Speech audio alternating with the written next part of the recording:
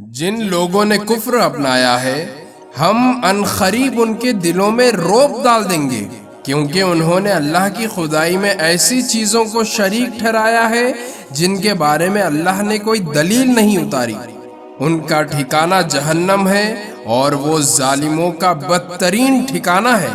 اور اللہ نے یقیناً اس وقت اپنا وعدہ پورا کر دیا تھا جب تم دشمنوں کو اسی کے حکم سے قتل کر رہے تھے، یہاں تک کہ جب تم نے کمزوری دکھائی اور حکم کے بارے میں باہم اختلاف کیا، اور جب اللہ نے تمہاری پسندیدہ چیز تمہیں دکھائی تو تم نے اپنے امیر کا کہنا نہیں مانا۔ تم میں سے کچھ لوگ وہ تھے جو دنیا چاہتے تھے اور کچھ وہ تھے جو آخرت چاہتے تھے، پھر اللہ نے ان سے تمہارا رخ پھیر دیا تاکہ تمہیں آزمائے۔ البتہ اب وہ تمہیں معاف کر چکا ہے اور اللہ مومنوں پر بڑا فضل کرنے والا ہے۔ وہ وقت یاد کرو جب تم منہ اٹھائے چلے جا رہے تھے اور کسی کو مڑ کر نہیں دیکھتے تھے، اور رسول تمہارے پیچھے سے تمہیں پکار رہے تھے، چنانچہ اللہ نے تمہیں رسول کو غم دینے کے بدلے شکست کا غم دیا تاکہ آئندہ تم زیادہ صدمہ نہ کیا کرو، نہ اس چیز پر جو تمہارے ہاتھ سے جاتی رہے اور نہ اس مصیبت پر جو تمہیں پہنچ جائے، اور اللہ تمہارے تمام کاموں سے پوری طرح باخبر ہے۔ پھر اس غم کے بعد اللہ نے تم کو چین بخشا، ایک اونگ جو تم میں سے کچھ لوگوں پر چھا رہی تھی، اور ایک گروہ وہ تھا جسے اپنی جانوں کی پڑی ہوئی تھی۔ وہ لوگ اللہ کے بارے میں ناحق ایسے گمان کر رہے تھے جو جہالت کے خیالات تھے۔ وہ کہہ رہے تھے کیا ہمیں بھی کوئی اختیار حاصل ہے؟ کہہ دو کہ اختیار تو تمام تر اللہ کا ہے۔ یہ لوگ اپنے دلوں میں وہ باتیں چھپاتے ہیں جو آپ کے سامنے ظاہر نہیں کرتے۔ کہتے ہیں کہ اگر ہمیں بھی کچھ اختیار ہوتا تو ہم یہاں قتل نہ ہوتے۔ کہہ دو کہ اگر تم اپنے گھروں میں ہوتے تب بھی جن کا قتل ہونا مقدر میں لکھا جا چکا تھا وہ خود باہر نکل کر اپنی اپنی قتل گاہوں تک پہنچ جاتے، اور یہ سب اس لیے ہوا تاکہ جو کچھ تمہارے سینوں میں ہے اللہ اسے آزمائے، اور جو کچھ تمہارے دلوں میں ہے اس کا میل کچیل دور کر دے۔ اللہ دلوں کے بھید کو خوب جانتا ہے۔ تم میں سے جن لوگوں نے اس دن پیٹھ پھیری جب دونوں لشکر ایک دوسرے سے ٹکرائے، در حقیقت ان کے بعض اعمال کے نتیجے میں شیطان نے ان کو لغزش میں مبتلا کر دیا تھا، اور یقین رکھو کہ اللہ نے انہیں معاف کر دیا ہے۔ یقیناً اللہ بہت معاف کرنے والا بڑا بردبار ہے۔ اے ایمان والوں، ان لوگوں کی طرح نہ ہو جانا جنہوں نے کفر اختیار کر لیا ہے، اور جب ان کے بھائی کسی سرزمین میں سفر کرتے ہیں یا جنگ میں شامل ہوتے ہیں تو یہ ان کے بارے میں کہتے ہیں کہ اگر وہ ہمارے پاس ہوتے تو نہ مارتے اور نہ مارے جاتے۔ ان کی اس بات کا نتیجہ تو صرف یہ ہے کہ اللہ ایسے باتوں کو ان کے دلوں میں حسرت کا سبب بنا دیتا ہے، ورنہ زندگی اور موت تو اللہ دیتا ہے، اور جو عمل بھی تم کرتے ہو اللہ اسے دیکھ رہا ہے۔ اور اگر تم اللہ کے راستے میں قتل ہو جاؤ یا مر جاؤ تب بھی اللہ کی طرف سے ملنے والی مغفرت اور رحمت ان چیزوں سے کہیں بہتر ہے جو یہ لوگ جمع کر رہے ہیں۔ اور اگر تم مر جاؤ یا قتل ہو جاؤ تو اللہ ہی کے پاس تو لے جا کر اکٹھا کیے جاؤ گے۔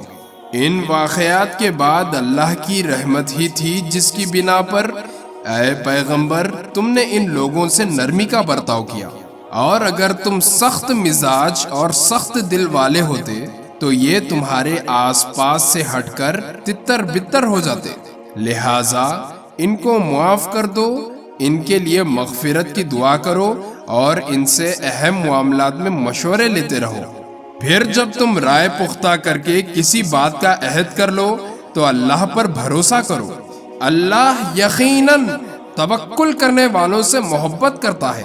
اگر اللہ تمہاری مدد کرے تو کوئی تم پر غالب آنے والا نہیں، اور اگر وہ تمہیں تنہا چھوڑ دے تو کون ہے جو اس کے بعد تمہاری مدد کرے؟ اور مومنوں کو چاہیے کہ وہ اللہ ہی پر بھروسہ رکھیں۔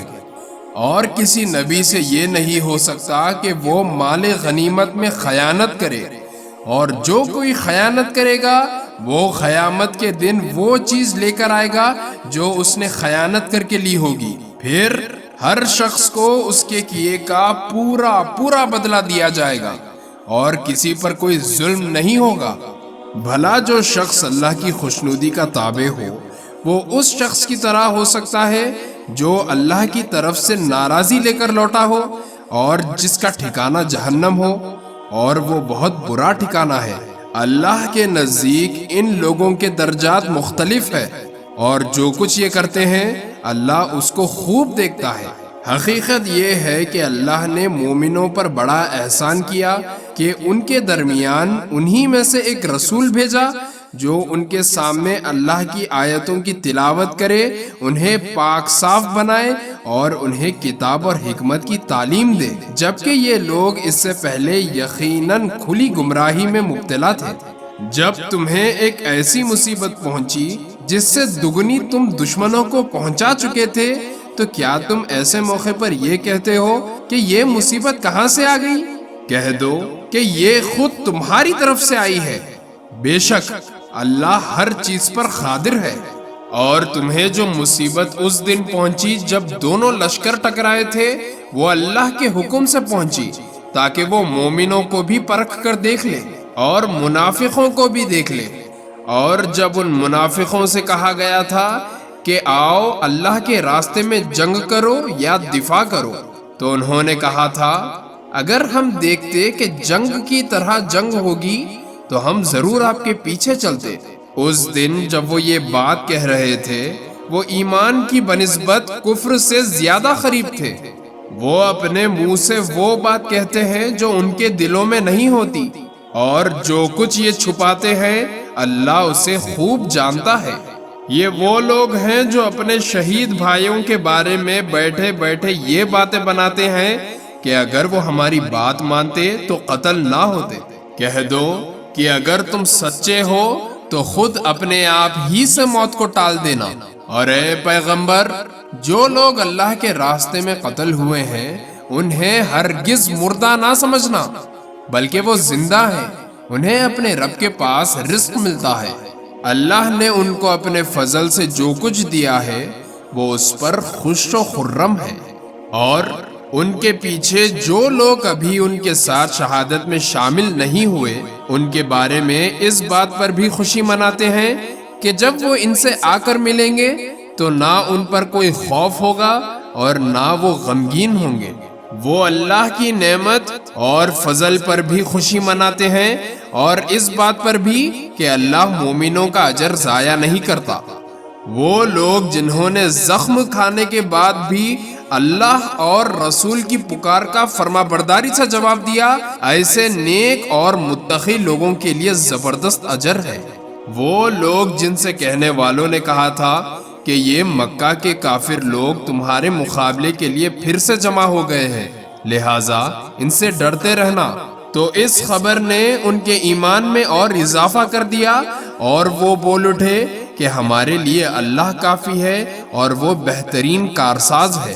نتیجہ یہ کہ یہ لوگ اللہ کی نعمت اور فضل لے کر اس طرح واپس آئے کہ انہیں ذرا بھی مصیبت نہیں پہنچی، اور وہ اللہ کی خوشنودی کے تابع رہے، اور اللہ فضل عظیم کا مالک ہے۔ در حقیقت یہ تو شیطان ہے جو اپنے دوستوں سے ڈراتا ہے، لہٰذا اگر تم مومن ہو تو ان سے خوف نہ کھاؤ اور بس میرا خوف رکھو۔